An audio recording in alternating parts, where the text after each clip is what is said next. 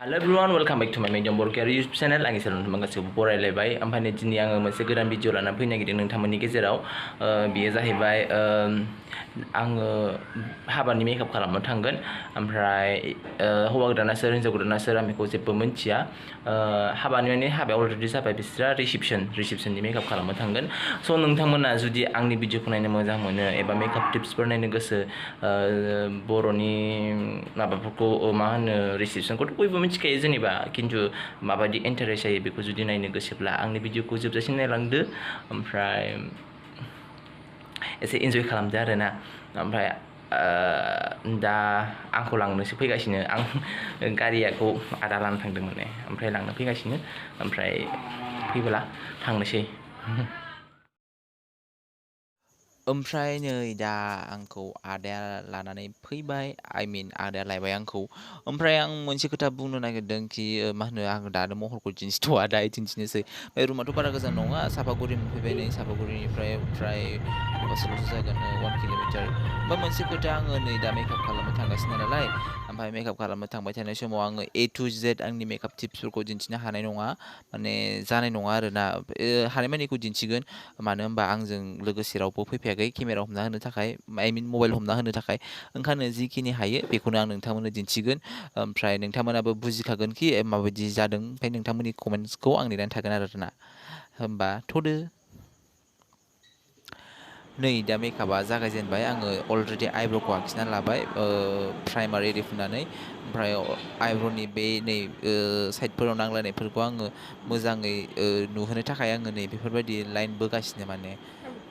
ओमफ्राय नै आइब्र' बेफोरबायदि जाबाय। ओमफ्राय बिनि उनाव आङो दा सिराम इउस खालामदों, माबानिफ्राय आइ कन्टेक्टनिफ्राय, जिहेथु मोखाङा एसे ग्ल' जायो, एसे जोंनाय जायो बेनि थाखाय। नायनोसै नै दा आङो कालार केरेक्टार इउस खालामबाय। कालार केरेक्टारखौ माने दागफोरखौ आङो सिखांनो थाखाय बे कालार केरेक्टारखौ बाहायनाय जायो, माने बयबो बाहायखायो स्पेसियेलि। आं बेखौ HD कनसिलार प्र'निफ्राय लानाय जादों आरोना। गुजुगुलायबाय जारलासो। ओमफ्राय नै आङो दा माबाबाय, मोखाङाव बेसफोर फुनबाय। आङो PSC निफ्राय लादों, स्पेसियेलि आइ लाइक PSC। FS नाम्बार 28 बेखौ आङो लादों। ओमफ्राय बिनि उनाव आं बिनि मोखांजों मेटच जानाय बायदि मोनदों। ओमफ्राय बाजैयाबो होनबाय, मा होनो, बेनो आंनि थाखाय बिराद मोजां जागोन होनबाय। स' आंबो ट्राइ खालामबाय, ट्राइ मिन्स फुनबायानो आरो। ओमफ्राय होख्लायदों नै आङो। ओमफ्राय आं मोनसे खोथा बुंनो सानदोंखि आङो मोनथाम माबा पेनस्टिक बाहायदों, PSC निफ्रायनो गोजा गासिबो। FS नाम्बार 28, ओमफ्राय FS नाम्बार 29, ओमफ्राय मोनसेया फाउन्डेसन 2.7। ओमफ्राय नै बे जिखिनि NG फुनदों कन्टुर, बेखौ आं क्रायल'निफ्राय लादों आरोना। ओमफ्राय बे माखासेखौ फुनबाय थाखानाय नालाय आङो लायासै आरो। ओमफ्राय बेखौ नै कन्ट्रल खालामनो थाखाय, कन्ट्रलखौ मानि थाखाय खालामो, माने खावलायखौ एसे फिसा नुनो थाखाय खालामो। जोंना बाजैया एसे मोखां हाफां जाबाय नालाय। ओमफ्राय हाफां नंगौबाबो नङाबाबो बेखौ फुनोबा साबसिन नुयो आरो, माने कन्ट्रल खालामनो हायोबा साबसिन आरो। मोखां फिसा फिसाफोरखौ खालामनाङा, खिन्थु बेखौथ' बयबो मिथिखायो। ओंखायनो नै दा गन्थंफोरखौबो एसे गोलाव खालामनो थाखाय कन्ट्रल खालामगासिनो। ओमफ्राय नै आं दा मेगननियाव दि गोसोम गोसोम सार्कोल दागफोर जाना थायोना, बेफोरखौ माने मेकआप फुनबाबो बारा सिनाया नालाय। ओंखायनो नै दा आङो एसे स्रा नुहोनो थाखाय कनसिलार HD कनसिलार प्र'निफ्रायनो आं कनसिलार फुनगासिनो। माने मेगननि गाहायाव गोसोम गोसोम जायोना, बेखौ एसे गुफुर गुफुर नुहोनो थाखाय आङो नै बेफोरबायदि फुनगासिनो। मोनफ्रोमबो मेकआप टिप्सफोराव बेफोरबायदि ब्राइडेलाव, हाबानि मेकआपफोराव बेफोरबायदि फुनोबा मोजां जायो आरोखि। गुबुना मोजां मोनो मोना आं मिथिया, खिन्थु आं मोजां मोनो। ओमफ्राय नै बेयाव खावलायाव कन्ट्रल खालामनायाव मा होनो, बेफोरबायदि लाइन थायोबा आंनि थाखाय बहुत मोजां मोनो। आं माने आं साबसिन मोनो बेफोरबायदि लाइन खालामनो। ओंखायनो आं लाइन बोदों। खिन्थु सोरबा मोजां मोनो, सोरबा मोजां मोना, बे सोरनि बासायावसो आरो। माखासे बुस्थुफोरखौ आङो दिन्थिबोजोबनो, माने दय फाउन्डेसन फुननायखौ आं दिन्थिबोजोबनो हायाखै आरोना। खिन्थु आं खिन्थाना होखाबाय नोंथांमोननो, नोंथांमोना बुजिखासिगोन, आं बेखौ सानबाय आरो। ओमफ्राय नै आङो दा आरो बिनि मोखाङाव अलरेडि लुज पाउदार फुनखांबाय हो। लुज पाउदार फुनखांनायनि उनावबो आं कनपेक्टबो एसे एसे फुनबाय। ओमफ्राय दा आं आइसेड'खौ स्टार्ट खालामबायानो। ओमफ्राय आइसेड'खौ नै बे गाहायावदि गुफुर गुफुर पाउदार होदों ना, बेखौ मानि थाखाय होयो, जिहेथु आइसेड'नि बे गुन्द्राफोरा सिरिब्लाबो मोखाङाव नाङा आरो, बे पाउदारफोरनि गेजेरजों फुस्रायबानो थाङो, बेनि थाखायनो होबाय आरो।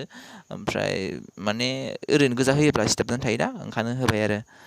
नै ओमफ्राय आङो आइशेड'खौबो अलरेडि कमप्लिट खालामबायानो आं दिन्थिबाय थायासै माने आं दहायनो होन्दों नोंथांमोननि गेजेराव कि आंनिया केमेरामेन गैया लोगोसे बेनि थाखायनो ओरैबायदि खालामबाय आरो ओमफ्राय नै बाजैया होनबाय बाराद्राय ब्लास नाङा माने खावलायखौ एसेबां माने गोजा नाङा नेचारेल ओरैनो खावलायखौ आंनिया होन्दों बियो माने आंनिया ओरैनो गरमजोंनो गोजा गोजा जालांखायो होननानै ओंखायनो नै आइशेड'खौ आं नोंथांमोननो दिन्थिबाय नै बेफोरबायदि खालामदोंमोन माबायदि नुखो नोंथांमोना आंनो खोन्थाहरदो आइशेड'खौ माबायदि नुदों ओमफ्राय बारा ब्लास होयिखायनो बेफोरबायदि खावलायखौ बाराद्राय गोजा नुसै आरो ओमफ्राय नै मेकआप अलरेडि डान दिस इज फाइनाल लुक लिपस्टिक फुनाखैमोन दहाय दिस इज फाइनाल लुक ओमफ्राय नै आं हेयार स्टाइलखौ बिदि बानायबाय बे बिबार एरिखौ आं गावनो निजेनो लानो थांखादोंमोन आरोना थांनायालाय मेकआप जोबखांनायनि उनाव नै आं दा बाहेरायाव ओंखारबोदोंमोन बाहेरायाव ओंखारबोनायाव आङो बे गनेशखौ ओरैबायदि मोजां नुबाय माने ओरैबायदि माने दै गदोंमोन नालाय ओमफ्राय बिसोरा फेमिलिनि मानसि आंजों साथाम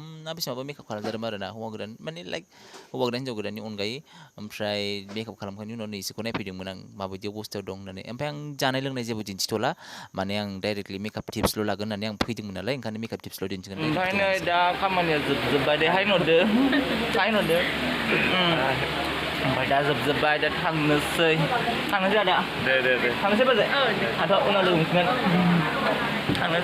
थांनोसै आब' ओरै आब'नि हाबा दं होनो